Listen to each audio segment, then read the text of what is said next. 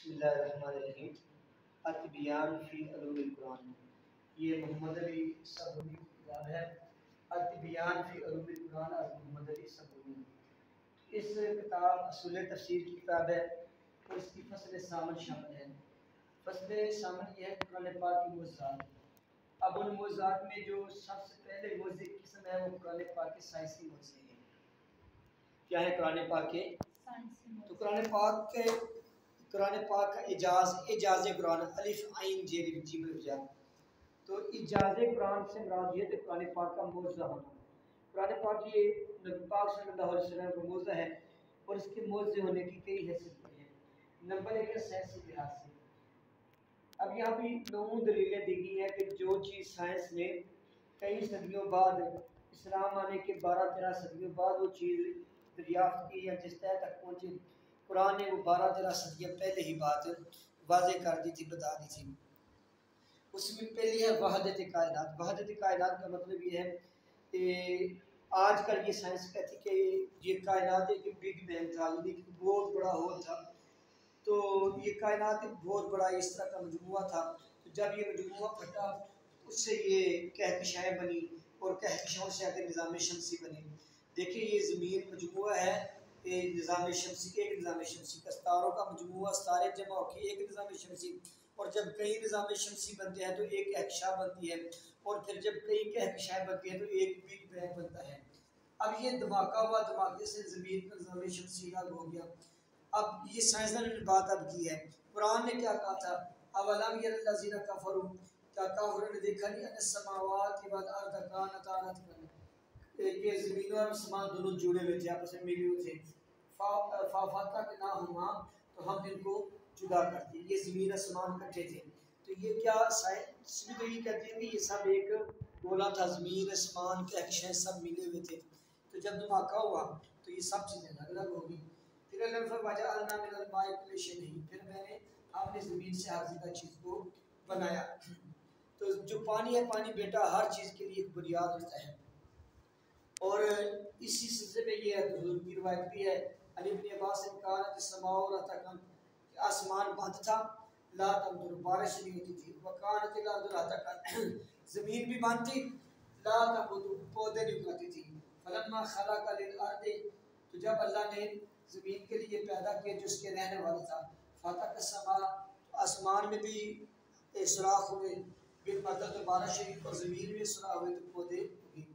پھر اللہ نے اس میں یہ بات خاص کر شرط وجعلنا من الماء کل شیء، کہ ہم نے ہر زندہ چیز کو پانی سے بنایا۔ تو بیٹا جو بھی چیز ہے پانی کے بغیر نہیں بن سکتی۔ اس کی ایک مثال یہ ہے کہ دیکھیں پانی کس چیز کا مجموعہ ہے؟ ہائیڈروجن اور آکسیجن کا، H2O۔ تو آکسیجن کے بغیر پانی، مطلب ہائیڈروجن کے بغیر یہ نہیں رہ سکتی۔ تو بیٹا اس میں پانی جو ہے نا، پانی سانس بھی پانی ہی ہے، پانی کے یہ آکسیجن جو سانس ہے یہ ہماری آکسیجن، یہ اور پانی ایک ہی چیز ہے۔ میں چونکہ ہر بات میں بیٹا تفصیلی بات کروں تو ہمارا ٹائم بہت زیادہ لگ جائے گا، اشارتاً سمجھا رہا ہوں، بس سمجھے جائیں، اگر سمجھ نہ لگے تو مجھے پوچھیں۔ نمبر 2، کائنات کا ارتقاء و آغاز۔ سائنسدانوں نے آج سے 1-2 صدی پہلے کہا، یہ بات کی تھی کائنات کا آغاز کیسا ہوا۔ جیسے میں نے یہ پہلے بات کی، پہلی اور یہ دوسری بات ملتی جلتی ہے کہ سائنسدان کہتے ہیں یہ دھواں تھا۔ کیا تھا؟ دھواں۔ تو جب اس دھوئیں کو اللہ تبارک و تعالیٰ نے، یہ آگ کا بگولا تھا، یہ دھواں تھا، تو جب اس میں دھماکہ ہوا تو زمین الگ ہو گئی۔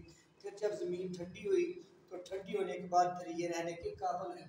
اللہ تعالیٰ نے ارشاد فرمایا ثم استوى إلى السماء، اللہ نے آسمان کو توجہ کی، وهي دخان، تو یہ دھوئیں کا بادل تھا۔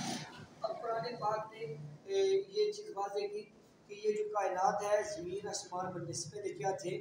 ایک بہت بڑا دھوئیں کا بادل، اس دھوئیں کے بادل سے پھر آگے یہ سات آسمان زمینیں بنی۔ معجزہ نمبر 3، ایٹم کے حوالے سے۔ اب اس صدی میں آ کے یہ جو پچھلی صدی ہے، 20ویں صدی جو کہتے ہیں، اس میں ایٹم بم ایجاد بھی ہوا اور ایٹم بم کے دھماکے بھی ہوئے۔ جاپان پہ تجربہ کیا گیا، ہیروشیما اور ناگاساکی پہ 2 شہروں پہ ایٹم بم برسائے گئے۔ ایٹم کسے کہتے ہیں بیٹا؟ ایٹم کہتے ہیں کہ مادے کا چھوٹے سے چھوٹا ذرہ جو آگے تقسیم نہ ہو سکے، جس کو جزء لا یتجزا بھی کہتے ہیں۔ جیسے پروٹون نیوٹرون الیکٹران یہ بھی چھوٹے سے چھوٹے ذرے ہیں۔ اب ایٹم کی تقسیم کا جو نظریہ ہے کہ ایٹم کا نظریہ اور ایٹموں کے آگے پھر تقسیم کرنا الیکٹران پروٹون میں، اور ایٹم کو کہنا کہ یہ مادے کا چھوٹے سے چھوٹا ذرا، یہ سائنسدانوں نے 20ویں صدی میں نظریہ پیش کیا۔ حالانکہ قرآن پاک نے یہ چیز پہلے پیش کر دی۔ قرآن پاک نے کیا کہا؟ وما یعزب عن ربک من مثقال ذرۃ فی الارض ولا فی السماء، زمین اور آسمان میں کچھ ذرے کا مثقال، من مثقال ذرۃ، ایک ذرے کا چھوٹے سے چھوٹا حصہ بھی تمہارے رب کی نظروں سے مخفی نہیں ہے۔ تو جو چھوٹے کا ذرے کا چھوٹے سے چھوٹا ذرہ ہے نا، اسی کو تو ایٹم کہتے ہیں۔ تو اللہ تعالیٰ نے ایٹم کا یہ اس وقت نازل کیا جب لوگوں کو پتہ بھی نہیں تھا کہ ایٹم کہتے ہیں کس کو ہے۔ نمبر 4، فضا میں آکسیجن کی کمی۔ جب ہم جہاز میں سفر کرتے ہیں تو بیٹا جہاز کے اندر آکسیجن کا اپنا ایک نظام ہوتا ہے، اور جیسے جیسے ہم بلندی پہ جاتے ہیں آکسیجن کی کمی ہوتی ہے۔ اگر آپ نے تجربہ کرنا ہو تو کسی پہاڑی علاقے کی سیر پر جائے تو جو بلند پہاڑی ہوتی ہے نا، اس میں بیٹا وہ آکسیجن ساتھ لے کے جاتے ہیں سلنڈر، تو اس کے بغیر بندہ بچ نہیں سکتا۔ اور جب 35,000 فٹ کی بلندی پر چلا جائے بیٹا وہاں پہ آکسیجن بالکل ہے ہی نہیں ہے۔ تو یہ جیسے جیسے بندہ اوپر چڑھتا ہے انسان کا دم گھٹتا ہے۔ کیوں دم گھٹتا ہے؟ کہ آکسیجن کی کمی ہوتی جاتی ہے۔ یہ بات آج مطلب سائنسدان کہہ رہے ہیں، لیکن قرآن کا معجزہ یہ ہے کہ قرآن پاک نے یہ بات آج 1444 سال پہلے کر دی تھی۔ کیسے کی تھی؟ اللہ تعالیٰ نے ارشاد فرمایا فَمَن يُرِدِ اللَّهُ أَن يَهْدِيَهُ يَشْرَحْ صَدْرَهُ لِلْإِسْلَامِ، اللہ جس کو ہدایت دینا چاہے اس کا سینہ اسلام کے لیے کھول دیتا ہے۔ وَمَن يُرِدْ أَن يُضِلَّهُ، اور اللہ جس کو گمراہ کرنا چاہے يَجْعَلْ صَدْرَهُ ضَيِّقًا، اس کا اللہ سینہ زود ایسے تنگ کرتا ہے كَأَنَّمَا يَصْعَدُ فِي السَّمَاءِ، گویا کہ وہ آسمان پر چڑھ ہے۔ جیسے بندہ آسمان پر چڑھے آکسیجن کی کمی ہونے سے اس کا دم گھٹنے لگتا ہے، یہی حال کسی گمراہ بندے کا ہوتا ہے۔ گمراہ بندے کی اللہ تعالیٰ نے اس بندے سے مثال دی جو بلندی پہ جائے اور آکسیجن کی کمی سے اس کا دم گھٹنا شروع ہو جائے۔ سائنسدانوں کو پچھلی صدی میں پتہ چلا، لیکن اللہ نے اور قرآن نے 14 صدی پہلے بتا دیا۔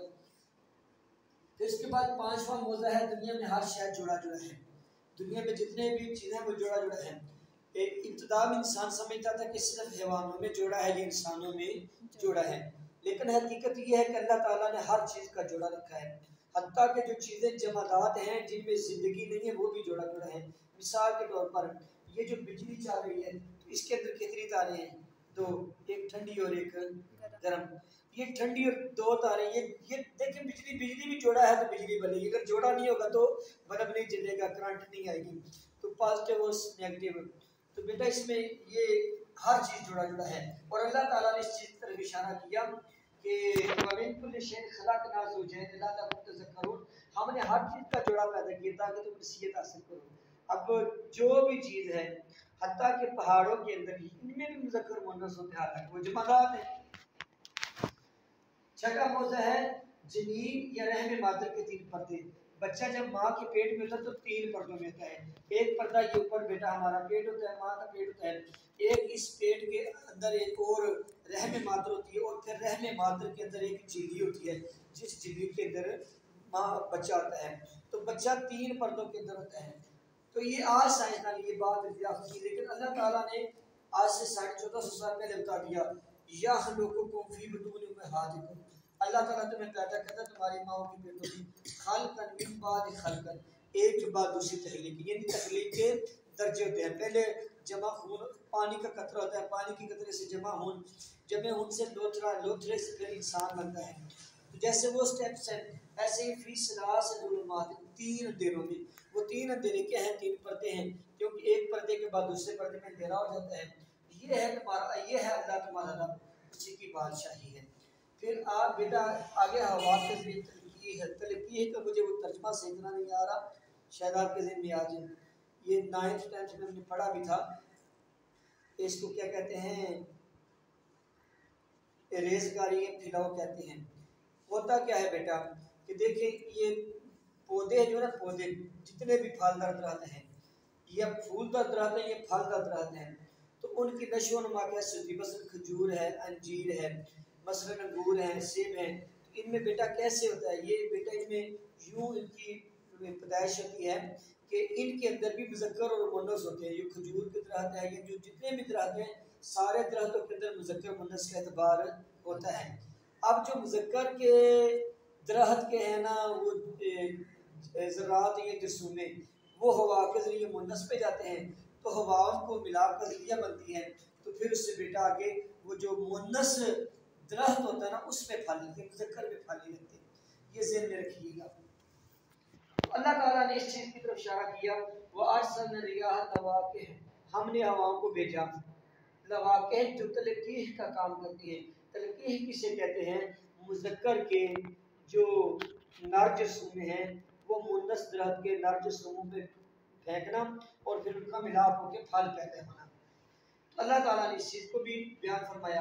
پھر اس کے بعد بیٹا جرثومہ دیکھیں، جو انسان کا جسم کے جیسے انسان کی پیدائش ہوتی ہے پانی کے قطرے سے، اس ایک پانی کے قطرے میں ہزاروں جرثومے ہوتے ہیں، وہ ہزاروں بچے پیدا ہوتے ہیں، لیکن زہر ماں کے پیٹ میں ایک ہی جاتا ہے اور اس سے پھر ایک یا دو، اگر ایک جائے تو ایک بچہ، دو جائے تو دو بچے پیدا ہوتے ہیں۔ تو یہ جو جرثومہ ہے بیٹا، جرثومہ یہ بغیر یہ اس کے مائکروسکوپ کے نظر نہیں آ سکتا، دوربین کے بغیر نظر نہیں آ سکتا، لیکن جب دوربین سے دیکھتے ہیں تو یہ بالکل باریک سا چھوٹا سا ذرا ہوتا ہے، اس کی دم بھی ہوتی ہے، اس کی گردن بھی ہوتی ہے، اس کا سار بھی ہوتا ہے پانی کا قطرہ ہے، لیکن اس پانی کے قطرے کے اندر اتنے ہزاروں جرثومے ہوتے ہیں کہ جن کی دم بھی ہوتی ہے۔ اب اللہ تعالیٰ رب العزت نے وہ جو جرثومہ تھا، وہ جو لوتھڑے کا چھوٹے سے چھوٹا ایک سمیلے کے حصہ تھا، اس کے بارے فرمایا اقرا بسم ربک الذی خلق خلق الانسان من علق، وہ رب جس نے انسان کو پیدا کیا اور اس کو لوتھڑے سے بنایا، جمع خون سے بنایا، وہ جمع ہوا خون کیا بیٹا وہ جرثومہ ہے۔ پھر اس کے بعد بیٹا جو موضوع نمبر 2 ہے وہ فنگر پرنٹس ہیں، یہ جو ہماری انگوٹھے پہ نشان ہے، یہ ہماری انگلی پہ نشان ہے۔ اس وقت دنیا میں تقریباً 7 ارب سے زیادہ لوگ ہیں، 7 ارب لوگوں میں سے کسی انسان کے بھی فنگر پرنٹ دوسرے سے ملتے نہیں ہیں، حتیٰ کہ جو لوگ دنیا سے جا چکے ہیں، مر چکے ہیں، ان لوگوں کے فنگر پرنٹ بھی ہمارے فنگر پرنٹ سے ملتے نہیں ہیں۔ تو جب ہمارے فنگر پرنٹس نہیں ملتے تو یہ سائنسدانوں نے 17ویں صدی عیسوی میں یہ بات دریافت کی تھی، اور برطانیہ کے سائنسدانوں نے کہ کسی بندے کے فنگر پرنٹ دوسرے بندے سے مل نہیں سکتے، ہر ایک میں فرق ہے، اور ہم اللہ تعالیٰ کی قدرت پہ حیران ہوتے ہیں۔ یہ 1 انچ کا انگوٹھا ہے، 1 انچ کے انگوٹھے میں اللہ نے اربوں نقشے بنا دیے ہیں، اربوں قسم کی لائنیں کھینچ دی ہیں، لیکن قرآن پاک نے بھی اس کی طرف اشارہ کیا۔ یہ سائنسدانوں نے تو پچھلی صدی میں یہ بات دریافت کی، لیکن اللہ نے فرمایا ایحسب الانسان اللہ نجمع عظامہ، کہ انسان گمان کرتا ہے ہم اس کی ہڈیاں جمع نہیں کریں گے، بلا قادرین علی ان نسوی بنانا، اللہ فرماتا ہے ہڈیاں کو جمع کرنا تو آسان کام ہے، میں تو اس بات پہ بھی قادر ہوں کہ انسان کے پوروں کو بنا دوں۔ دنیا میں کھربوں انسان آ چکے اور آنے ہیں، تو خدا فرما رہا ہے کہ ہڈیوں پہ گوشت لانا آسان کام ہے، میں انسان کے یہ جو پورے ہیں ان پوروں کی دوبارہ یہ فنگر پرنٹ بنانے میں بھی میں قادر ہوں۔ اور آپ کو پتہ ہونا چاہیے جب انسان کے جسم سے گوشت ہڈیوں سے جدا ہوتا ہے نا قبر میں جا کے، تو جو چیز سب سے آخر میں ختم ہوتی ہے وہ انسان کے فنگر پرنٹ ہے، یہ سب سے بعد میں ختم ہوتے ہیں۔ تو یہ بیٹا اس کا معجزات قرآن میں سے پہلا پورشن تھا قرآن پاک کے سائنسی معجزات، یہ سمجھ آ گئے ہیں۔ اب آگے آ جائیں پیشین گوئیوں کے حوالے سے معجزات۔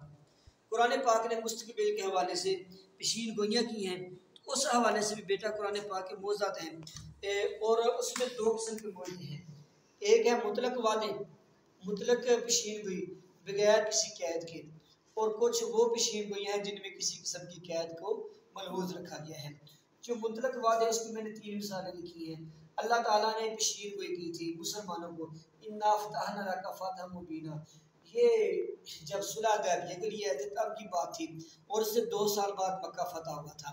اللہ تعالیٰ رب العزت نے مکہ فتح ہونے سے 2 سال پہلے مسلمانوں کو بتا دیا انا فتحنا لک فتحا مبینا، محبوب ہم نے اگلی فتح مبین لکھ دی ہے، اور پھر 2 سال بعد یہ وعدہ پورا اذا جاء نصر اللہ والفتح۔ یہ مکے میں جب ہم غار حرا کی طرف نکلے نا،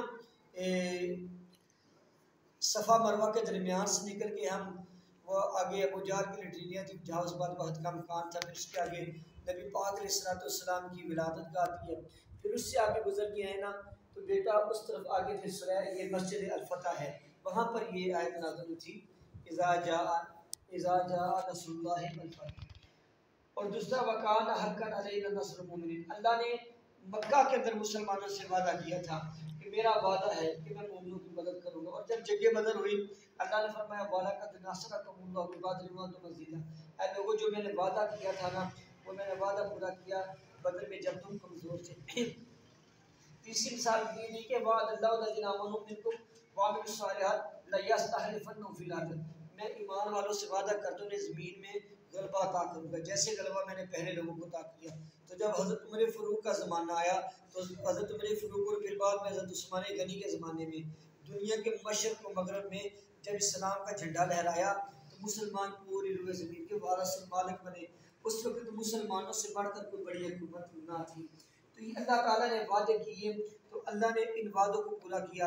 اب کسی واقعے کے رونما ہونے سے پہلے بتا دینا کہ کچھ عرصے بعد یہ واقعہ رونما ہوگا تو بیٹا یہ قرآن پاک کا موضوع ہے۔ اور پھر کچھ وہ وعدے کہ جو مقید ہیں، جیسے کسی میں صبر کی قید ہے ان تنصروا اللہ ینصرکم، اگر تم اللہ کی مدد کرو اللہ تمہاری مدد کرے گا، کہ صبر کی بات آتی ہے۔ یا تقویٰ کی قید ہے وَمَن یتق اللہ یجعل لہ من امرہ یسرا، جو اللہ سے ڈرے اللہ سے تقویٰ اختیار کرے اللہ اس کا معاملہ آسان کرتا ہے۔ تو یہ بھی اللہ کے وعدے لیکن یہ ہیں مقید ہے۔ اب جو اس شرط کو پورا کرتا ہے اللہ سے اپنا وعدہ پورا کر دیتا ہے۔ اگلے بیٹا صورتحال اگلی قسم ہے علوم و معارف کے بوجھ سے۔ قرآن پاک میں علوم و معارف کے موجود ہیں۔ اب علوم و معارف قرآن پاک کے اندر بے شمار علوم ہے، دنیا کے اندر جتنے بھی علم ہیں وہ سارے کے سارے علم قرآن پاک میں پائے جاتے ہیں۔ اس میں معاندین اعتراض کرتے ہیں جو دشمن ہے سرکار کو، وہ کہتے ہیں کہ حضرت محمد نے کتب سماویہ سے استفادہ کر کے قرآن بنا کر اللہ کی طرف منسوخ کر دیا، کہ نبی صلی اللہ علیہ وسلم نے تورات زبور انجیل پڑھی ان سے نقل کر کے کہا یہ قرآن اور اللہ کی طرف منسوخ کر کے اپنی نبوت کا اعلان کیا، تو نوز بلوں نے کہا یہ سب جھوٹ ہے۔ اللہ تعالیٰ نے ان کے حوالے سے یہ بات کی کابرت کلمۃ تخرج من افواہہم، یہ بہت بڑی بات ہے جو ان کے منہ سے نکلی ہے۔ ان یقولون الا کاذبا، یہ جو کہتے ہیں نا یہ سب جھوٹ کہتے ہیں۔ تو اللہ تعالیٰ نے انکارات کیا لیکن اس کے باوجود بیٹا جواب ہے جو جواب دینے والے ہیں۔ کہتے ہیں معاندین کا اعتراض غلط ہے۔ جو معاندین اعتراض کرتے ہیں نا کہ نبی صلی اللہ علیہ وسلم نے تورات زبور اور انجیل سے نقل کی اور نقل کر کے قرآن بنا دیا، اس کا جواب یہ ہے اگر قرآن پاک تورات زبور اور انجیل کی نقل ہوتا تو قرآن پاک میں جو یہودیوں کا عقیدہ ہے وہی عقیدہ مسلمانوں کا بھی ہوتا، جو عیسائیوں کا عقیدہ تھا تو وہی عیسائیوں کا عقیدہ ہوتا۔ حالانکہ ہم دیکھتے ہیں کہ مسلمانوں کا عقیدہ کچھ اور ہے، عیسائیوں کا کچھ اور ہے، یہودیوں کا کچھ اور ہے، بلکہ ہم یہ دیکھتے ہیں کہ حقیقت تو یہ ہے کہ قرآن پاک ان کے عقیدے کی نفی کرتا ہے، رد کرتا ہے۔ تو جب قرآن پاک کا عقیدہ اور ہے، تورات زبور انجیل پڑھنے والے یہودیوں عیسائیوں کا عقیدہ کچھ اور ہے، یہ تحریف کے بعد کی بات ہے، تحریف سے پہلے تو ایک ہی عقیدہ ہے نا۔ تو اب یہ ہے کہ یہ قرآن ان سے کیسے استفادہ ہو سکتا ہے؟ اگر قرآن تورات و انجیل کا چربہ ہوتا یا ان کی کاپی ہوتی تو اس میں تورات اور انجیل جیسی باتیں ہوتی، حالانکہ قرآن پاک میں ان جیسی باتیں نہیں ہیں۔ تو اس میں بیٹا یہ ہے کہ اب یہودیوں نے کیا کہا؟ یہودیوں نے کہا عزیر ابن اللہ، عزیر اللہ کے بیٹے ہیں۔ عیسائیوں نے کیا کہا؟ المسیح ابن اللہ، عیسیٰ اللہ کے بیٹے ہیں۔ اللہ کیا کہتا ہے؟ قرآن کیا کہتا ہے؟ ذالک قولہم بافواہہم، یہ ان کے منہ کی باتیں ہیں، جھوٹ کہہ رہے ہیں، ایسی بات ہے نہیں۔ اور جیسے میں نے بیٹا آپ کو بتایا اگر قرآن ایک تورات اور زبور کا چربہ تھا یا یہودیوں عیسائیوں کے نظریات کو بناتا تھا تو جو ان کی موجودہ تورات اور موجودہ انجیل ہے، میں موجودہ تورات اور انجیل کی بات کروں ان میں کیا عقیدے لکھے ہیں؟ قرآن اسلام کا یہ عقیدہ ہے لیس کمثلہ شیء، اللہ جیسا کوئی نہیں، لہ ما فی السماوات و ما فی الارض وما بینہما تحت الثری، زمین آسمان میں تحت الثری میں کائنات میں جو کچھ ہے سب کچھ رب کے لیے ہے۔ ان الہکم واحد، تمہارا اللہ ہے۔ یہ چند میں 3 عقیدے لکھے اسلام کے، باقی جب آپ کو سوال ہے تو آپ بیٹا اللہ کے بارے میں جو عقیدے ہیں هو اللہ الذی لا الہ الا هو عالم الغیب والشہادہ، یہ ساری آیتیں آگے کوٹ کر سکتی ہیں۔ اور یہودیوں کا عقیدہ کیا ہے؟ وہ کہتے تھے کہ عزیر خدا تھا جو انسانی شکل میں دنیا میں آگے، نوز باللہ انہوں نے عزیر کو خدا کہا اور کہا کہ یہ انسانی شکل میں آیا۔ پھر یہودیوں نے یہ کہا کہ جو آخرت اور جنت ہے یہ یہودیوں کو یہ ہمیں عذاب نہیں ہوگا، اگر عذاب ہوا تو 40 دن ہوگا جو ہم نے بچڑے کی عبادت کی۔ پھر یہودیوں کا یہ بھی عقیدہ تھا کہ نوز باللہ حضرت عیسیٰ زانیہ کے بیٹے سے مریم نے زنا کیا تھا، اور پھر ان کا یہ بھی عقیدہ تھا کہ جو ہم نے حضرت عیسیٰ کو سولی دینے کی کوشش کی ہے نا وہ ان کے جرم سے پاک کرنے کے لیے دی ہے کہ عیسیٰ علیہ السلام نوز باللہ غلط ماں کے بیٹے تھے، حلال کے لیے تھے، تو ہم نے ان کی اس غلطی کا کفارہ یوں کیا کہ ان کو پھانسی دینے کی کوشش کی، یہودیوں نے پھانسی دینے کی کوشش کی۔ وہ علیحدہ بات اللہ نے آسمانوں پہ اٹھا لیا، لیکن انہوں نے اس صلیب پہ آپ کی مصر کو چڑھایا تھا۔ عیسائیوں کے کیا عقیدے ہیں؟ وہ کہتے ہیں نعوذ باللہ عیسیٰ حضرت اللہ کے بیٹے ہیں، یا پھر اقانیم ثلاثہ کے قائل تھے۔ اقانیم ثلاثہ کسے کہتے ہیں؟ وہ کہتے ہیں تین خدا ہیں، خدا، بیٹا اور روح۔ خدا اللہ تعالیٰ، روح جبرائیل اور بیٹا عیسیٰ، ان تین کو اقانیم ثلاثہ کہتے ہیں۔ اور کچھ عیسائی کہتے ہیں اقانیم ثلاثہ سے مراد یہ ہے باپ، بیٹا اور بیوی، نعوذ باللہ حضرت مریم خدا اور حضرت عیسیٰ نعوذ باللہ۔ تو یہ اقنوم کے دو معنی کرتے ہیں، اقانیم کے دو معنی کرتے ہیں، ایک باپ بیٹا روح اور ایک باپ بیٹا اور بیوی نعوذ باللہ۔ تو یہ ان کا عیسائیوں کا عقیدہ ہے۔ پھر عیسائیوں کا یہ بھی عقیدہ ہے کہ انہوں نے تشریع کا مطلب ہوتا ہے شریعت میں کمی بیشی کا حق اپنے علماء کو دے دیا، حالانکہ تشریع کا اکثر اللہ رسول ہوتا ہے، اس کے علاوہ کسی کو نہیں ہوتا۔ پھر عیسائیوں نے یہ نظریہ اپنایا ہوا ہے کہ جو حضرت عیسیٰ کو سولی ہوئی تھی تو وہ ہمارے گناہوں کا کفارہ بن گیا ہے۔ تو بیٹا حضرت عیسیٰ کو سولی تو ہوئی نہیں تھی، لیکن وہ سولی کا لے کے بیٹھے، اور یہ جو ٹائی ڈالتے نا بیٹا عیسائی اپنے گلے میں، تو یہ ٹائی عیسائیت کا ایک مطلب سمجھ لے کے ان کا مذہبی نشان ہے۔ تو اللہ تعالیٰ نے یہود کا بھی رد کیا، یہودیوں کا رد کیسے کیا؟ فَبِمَا نَقْضِهِمْ مِیثَاقَهُمْ، اللہ نے ان کے وعدہ توڑنے کی وجہ سے، ان کے اللہ کے عطا سے انکار کرنے کی وجہ سے، اللہ کے نبیوں کو ناحق قتل کرنے کی وجہ سے، اور ان کے اس کہنے کی وجہ سے کہ ہمارے دلوں پر پردہ ہے، اللہ نے ان پر لعنت کی تھی، وہ کافر ہیں، ایمان کی طرف نہیں پلٹیں گے۔ عیسائیوں کا اللہ نے یوں رد کیا، یا حضرت لا تغلو فی دینکم، اپنے دین میں غلو نہ کرو، زیادتی نہ کرو، اور اللہ کے بارے میں حق بات دوسروں کی بات نہ کرو۔ اور جو عیسیٰ تھے وہ حضرت مریم کے بیٹے تھے اور اللہ کے رسول تھے۔ اب یہ ساری بات کلیئر ہوگی کہ قرآن پاک تو علوم و معارف کا خزانہ ہے۔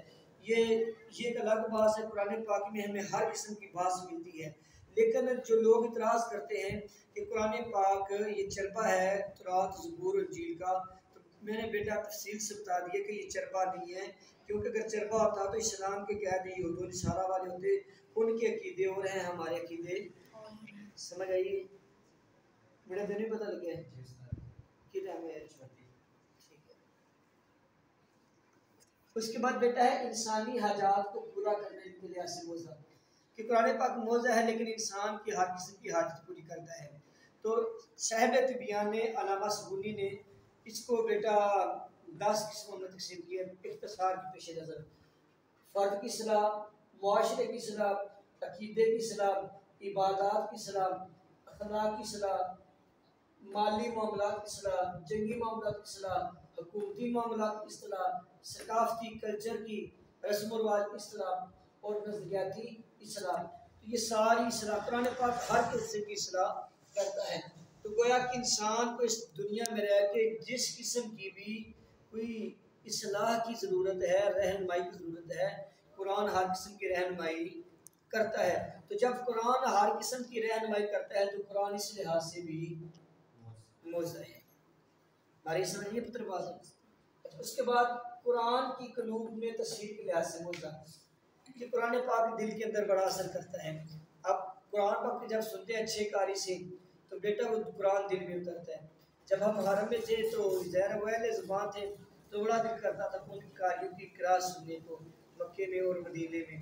ویسے بھی ہم جب نیٹ پہ بیٹا قرآن سنتے ہیں تو بڑا لطف اور مزہ آتا ہے۔ تو قرآن پاک کی تفسیر کا ہمیں اتنا پتہ نہیں جتنا اہل زبان کو اس کی تفسیر کا اندازہ تھا۔ تو کافروں نے پابندی لگا دی تھی کہ کوئی قرآن نہ سنے، کیوں قرآن سننے کے بعد ان کے دل مائل ہو جاتے تھے۔ اللہ تعالیٰ نے ذکر کیا لا تسمعوا لهذا القرآن وقال الذين كفروا، کافروں نے کہا لا تسمعوا لهذا القرآن، اس قرآن کو نہ سنو، والغوا فیہ، اس سے منہ میں بولو، لعلکم تفلحون، تاکہ تم کامیاب ہو جاؤ۔ تو بیٹا یہ کافر بھی کہتے تھے قرآن نہ سنو۔ اب قرآن سن کر جو ایمان لانے والے ان میں 30 صحابہ کے نام لکھے ہیں: حضرت عمر بن خطاب، سعد بن معاذ اور سعید بن حدیر۔ حضرت عمر بن خطاب کا واقعہ تو آپ کو معلوم ہے نا کہ وہ مطلب لوگ کافر اکٹھے ہوئے جی کون محمد کو قتل کر، حضرت عمر قتل کرنے کے لیے نکلے، رستے میں انہیں ایک صحابی ملے تو انہوں نے کہا کہ تمہاری بہن اور بہنوئی مسلمان ہو چکے، پہلے ان کو دیکھو گھر ہے، بہن قرآن پڑھی تھی تو بھائی بہنوئی کو بھی مارا، بہن کو بھی مارا۔ انہوں نے کہا جی مردم مارتا ہے تو مار، ہم نے قرآن نہیں چھوڑنا۔ حضرت عمر نے سنتا حق کہتے سنی تو ان کے دل کی دنیا بدل گئی۔ تو سعید بن خدیر اور سعد بن معاذ یہ چچا تھے اور یہ بیوی تھے، یہ دونوں گزرے تو حضور کے دو مبلغ حضرت مصعب بن عمیر اور عبداللہ بن ام مکتوم، یہ حضور نے مکے سے مدینے بھیجے تھے وہاں پہ تبلیغ کے لیے بیعت عقبہ اللہ کے بعد۔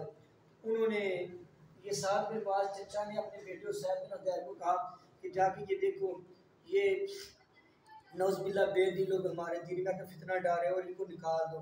تو اسید بن خدیر کے جا کے کہا کہ تم دونوں کیا کرو؟ انہوں نے کہا جی ہم سے لڑو نا، ہماری بات سنو، اگر سمجھ آ جائے ٹھیک ہے، نہ سمجھ آئے تو ہم تمہاری بات مانیں گے۔ انہوں نے کہا سناؤ۔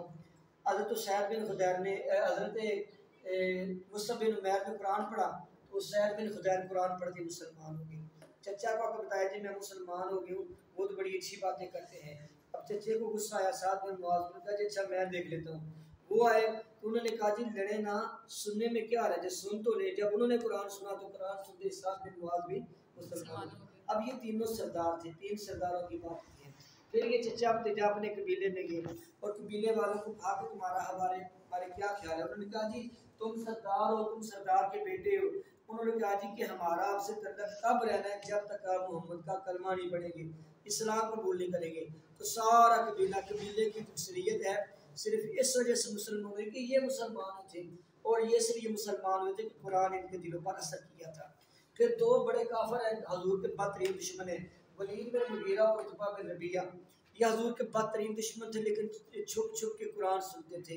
تو دنیا کی مال دولت اور جا اور رتبہ ان کے راستے میں آڑ بنا، ورنہ یہ دل سے یقین کر چکے تھے کہ یہ سچا کلام ہے اور یہ سنا کرتے تھے، اتنا اس کی طرف آئے تھے۔ پھر بیٹا یہ قرآن کے فلسفی کا ایک واقعہ ہے، یہ فرانس کے فلسفی کا واقعہ۔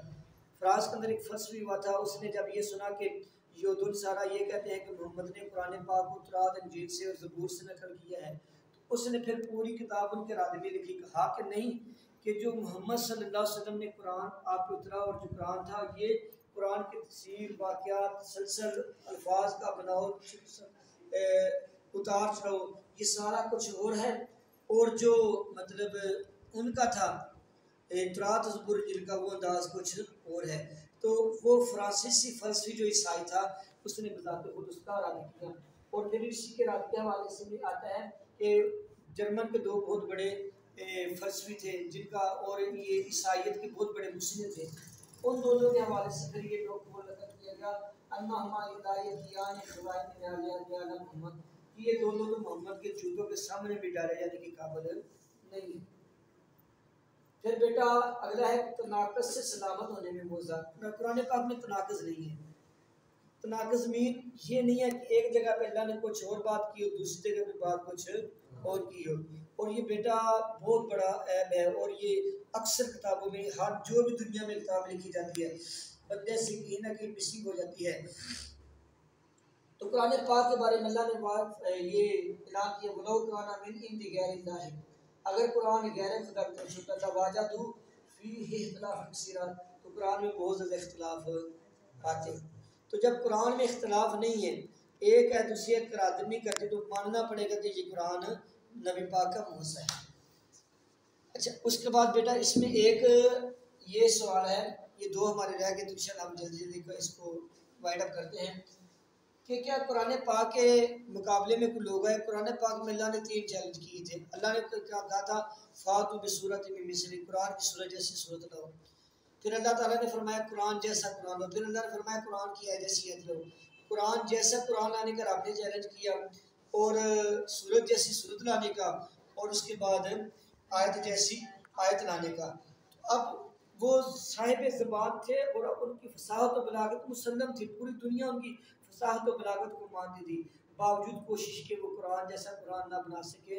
انہوں نے بہت زیادہ کوشش کی لیکن کوئی بھی قرآن کے مقابلے میں کلام پیش نہ کر سکا، لیکن چند ایک بات بہت نے کوشش کی، ان میں ایک تھا مسیلمہ کذاب، اس نے یہ سنت نازل کی، اپنے نوز بلا جو جھوٹی اپنی طرف سے نازل کی، والطاحنات طحنا، آٹا اکٹھا کرنے والی عورتیں، والعاجنات عجنا، اور پھر اس کو گوندنے والی عورتوں کی قسم، والجابزات والخابزات خبزہ، اور پھر اس کو روٹیوں کو پکانے والی عورتوں کی قسم، والشاربات شردا، اور پھر سالن بنانے والی عورتوں کی قسم، واللاقمات لقمہ لقمہ، اور پھر لقمہ کھانے والی عورتوں کی قسم، احالۃ و سمنا۔ تو بیٹا یہ قرآن پاک کی نقل کی تھی نا، وزاریات ذروا بس فالملکیات، تو ابھی قرآن پاک اس نے نقل اتاری، لیکن اس کے لوگوں نے اس کی تعبیر نفی۔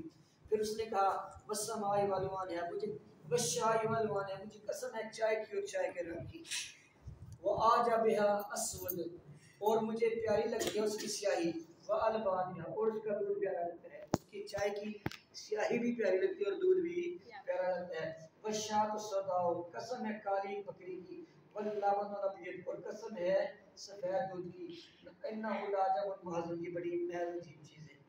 تو یہ اس نے قرآن کی صورتوں کے بارے میں صورت نازل کی، یا اس نے سورہ کوثر کے مقابلے میں اپنی کوئی صورت سنائی، انا اعطیناک الجماہیر، کہ اللہ نے فرمایا انا اعطیناک الکوثر، محبوب ہم نے کوثر عطا کیا۔ کوثر تو مبالغے کی انتہا ہے اور سمیع فصاحت و بلاغت کا بہت بڑا مرکب ہے، اس لیے جماہیر ایک کہا فصل لربک وجاہر ان شانئک هو الکافر، تو یہ اس نے اس مقابلے میں اپنی صورت نازل کی۔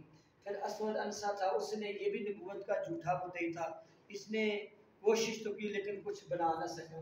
پھر طلحہ بن خویلد، یہ بھی جھوٹا نبوت کا دعویٰ کرنے والا تھا، اس نے اپنی طرف سے یہ کاجب پر یہ آیت نازل ہوئی، ان اللہ لا یسمع بتعفیر، اللہ تعالیٰ نے یہ جو وضو یا تیمم یہ کوئی چیز نہیں رکھی، بے تاثیر وجوہکم، چہرے کو دھونا یا چہرے کو قبلے رخ کرنا نہیں رکھا، و کعبہ ادبارکم شیئا، اور اللہ نے کبھی جانا ہے تمہاری پشتوں کا اوپر نیچے ہونا، فاذکروا اللہ قیاما، گویا اس نے یہ کہا کہ تم نے اگر اللہ کی نماز پڑھنی ہے نہ وضو کرو نہ رکوع کرو نہ سجدہ کرو، اپنی پشت کو اوپر نیچے نہ کرو، بس کھڑے ہو کے اللہ کا ذکر کرو۔ نوز باللہ اس نے یہ اپنی طرف اس طرح کی بکواس کی، تو اس بکواس کا نام اس نے قرآن رکھا۔ پھر اس کے علاوہ بیٹا نبوت کے کچھ اور جھوٹے مدعی تھے، ابو العلا مولا تھا، متنبی تھا، ابن مکفا تھی، ان سب نے کوشش کیا، لیکن ان کی شاعری کمال کی شاعری ہے اور فصاحت و بلاغت سے بھری ہوئی ہے۔ جب آپ ان کا کلام پڑھیں گے نا عربی میں، تو عربی لٹریچر میں ان کا جو کلام ہے وہ ایک شاہکار کی حیثیت رکھتا ہے، لیکن عربی ادب کے اتنے بڑے شاہکار ہونے کے باوجود قرآن کی آیت ایسی آیت نہ بنا سکے، کوشش کی ناکام رہے۔ اب بیٹا اجازت قرآن پر اعتراضات ہے کہ جو اتنی بڑی ہم نے بات کی، تو اب کچھ بات کہتے ہیں کہ یہ قرآن کی موت سے نہیں ہے، قرآن کی موت سے یہ تب ہوتے جب یہ اللہ کی طرف سے نبی پاک پر نازل ہوتا۔ وہ کہتے ہیں ہم نہیں مانتے کہ اللہ نے نبی پاک پر قرآن نازل کیا۔ ان کا پہلا اعتراض یہ ہے کہ نبی صلی اللہ علیہ وسلم نے یہ قرآن بحیرہ رحب سے سیکھا تھا، اور بحیرہ رحب سے سیکھ کے وہ آسمانی کتابوں کا عالم تھا، بحیرہ رحب سے سیکھ کے باتیں سیکھ کر آج بتا دی یہ قرآن ہے۔ کہتے ہیں کہ یہ سارا بکواس ہے، یہ جھوٹ کا پلندہ ہے، کیونکہ نبی صلی اللہ علیہ وسلم مکے سے 2 مرتبہ نکل کے شام کی طرف گئے، ایک بچپنے کی عمر 7-8 سال کی عمر، اور ایک حضور جوانی 25 سال کی عمر تھی، 24 سال کی عمر تھی، تو 2 سفر کیے تھے، اور جو ملاقات تھی وہ تو بچپنے میں ہوئی تھی، تو وہ بھی اس کی وجہ یہ بنی تھی حضور جب قافلے کے ساتھ آ رہے تھے پہاڑی سے نیچے اتر رہے تھے، تو حضور کا آقا کے اوپر جو ہے نا ایک بادل کا ٹکڑا تھا وہ سایہ کیے ہوئے تھا، حضور جدھر جاتے وہ بادل کا ٹکڑا ادھر جاتا۔ بحیرہ راہب نے یہ دیکھا تو حضور کے صدقے ان سب کی دعوت کی، اور پھر اس نے حضور سے ٹائم لے کے، ابو طالب سے ٹائم لے کے علیحدہ ملاقات کی، پھر ابو طالب کو کہا کہ یہ سنت کا نبی ہے، اسے واپس لے جو، یہودی کی طاق میں دشمنی میں وہ ان کو کہیں شہید نہ کاٹیں، تو جناب ابو طالب ان کو لے کے واپس چلے گئے تھے۔ تو اب بچہ ہے تو بچہ بچپنے کی عمر میں ساتھ ابو طالب اور ساتھ اتنے لوگ ہیں، اس ان کے جواب یہ ہیں کہ یہ تو بچپن میں ایک ملاقات ہوئی تھی، یا 2 مرتبہ ملاقات کا ہے، تو حضور کا تو کوئی استاد نہیں تھا، حضور تو کسی کے پاس پڑھنے نہیں گئے تھے، امی تھے، امی اسے کہتے ہیں جس کو رب نے پڑھایا، تو ان کے لیے اتنی جامع کتاب لانا ممکن نہیں۔ پھر اگلی بات یہ کہ اگر بحیرہ اتنا بڑا عالم تھا کہ اس نے نوز باللہ ان کے جھوٹے دعوے کے مطابق حضور کو قرآن سکھا دیا، تو اس نے خود نبوت کا دعویٰ کیوں نہ کیا، اس نے خود لوگوں کے سامنے یہ قرآن کیوں نہ رکھا۔ پھر اگلی بات یہ ہے کہ یہ اعتراض بعد کے لوگوں نے کیا ہے کہ نبی پاک نے بحیرہ سے قرآن سیکھا. اگر یہ اعتراض بنتا ہوتا تو مشرکین مکہ یہ اعتراض کرتے. جب مشرکین اعتراض نہیں کیے تو اس کا مطلب ہے یہ تب کی بات نہیں ہے، یہ بات کرنا جھوٹ ہے. تو یہ بیٹا پہلا اعتراض، اس کے چار جواب ہوگی. دوسرا اعتراض یہ ہے کہ نبی پاک نے ایک رومی سے قرآن سیکھا، اس کو یوسف نجار بھی کہتے تھے. تو اللہ تعالیٰ نے اس حوالے سے فرمایا وَلَقَدْ نَعْلَمُ أَنَّهُمْ يَقُولُونَ إِنَّمَا يُعَلِّمُهُ بَشَرٌ، ہم جانتے ہیں وہ یہ کہتے ہیں کہ حضور کو یہ بات بشر نے سکھائی ہے. یُلْحِدُونَ إِلَیْهِ، وہ ان کی طرف یہ بات منسوخ کرتے ہیں. أَعْجَمِیٌّ وَهَٰذَا لِسَانٌ عَرَبِیٌّ مُبِینٌ، جس کی طرف وہ قرآن منسوخ کرتے ہیں وہ تو عجمی ہے اور قرآن عربی بھی ہے. اللہ تعالیٰ نے ہی ان کا جواب دے دیا کہ جس یوسف نجار کی طرف، یوسف رومی کی طرف تم یہ منسوخ کرتے ہو کہ نبی پاک ان کے پاس جاتے تھے اور ان کے پاس جا کر ایک قرآن سیکھ کے آگے لوگوں کو بتاتے تھے، کس نے کہانیاں سن کر، نبیوں کے واقعات سن کر. اللہ نے فرمایا وہ تو اجمی تھے، وہ یوسف تو اجمی تھا، وہ رومی تھا، اور حضور کو تھے عربی، اور قرآن جس میں آیا عربی بھی آیا. تو ایک اجمی جو ہے وہ عربی زبان کیسے سکھا سکتا ہے، اور اتنی فصاحت و بلاغت سے کہ جس کی مثل آنا ممکن ہی نہیں. پھر اعتراض نمبر 4 یہ ہے کہ وہ کہتے ہیں جی محمد ابکری تھے کہ بہت زیادہ بیٹا وہ لیجنڈ تھے، یا سمجھ لیں کہ وہ بہت زیادہ ایک غیر معمولی انسان تھے. تو غیر معمولی انسان ہونے کی بنیاد پر انہوں نے یہ باتیں اپنی طرف سے بنا کر اللہ کی طرف منسوخ کر دی. تو بیٹا یہ اعتراض بھی ان کا غلط بنتا ہے، یہ اعتراض بنتا نہیں ہے، کیونکہ نبی صلی اللہ علیہ وسلم جتنے بھی بڑے تھے تو حضور قرآن نے تو چیلنج کیا تھا کہ سارے مل کے بھی اس کی مثل بنا لو تو نہیں بنا سکو گے. ایک سوال بیٹا میں نے وہ چھوڑ دی ہے، زبانی بتا دیتا ہوں. کیا قرآن پاک میں تحریف ہوئی ہے؟ نہیں. جیسے شیعہ کا اعتراض ہے کہ قرآن پاک کی 40 سپارے سے 10 سپارے عثمان کی بکری کھا گئے. تو یہ بیٹا ایک علیحدہ سے سوال ہے، انشاءاللہ کبھی موقع ملا تو میں بتا دوں گا. لیکن آج صرف یہ دیکھ لیں کہ ہم نے ارتھ بیان فی علوم القرآن کو ایک لیکچر میں مکمل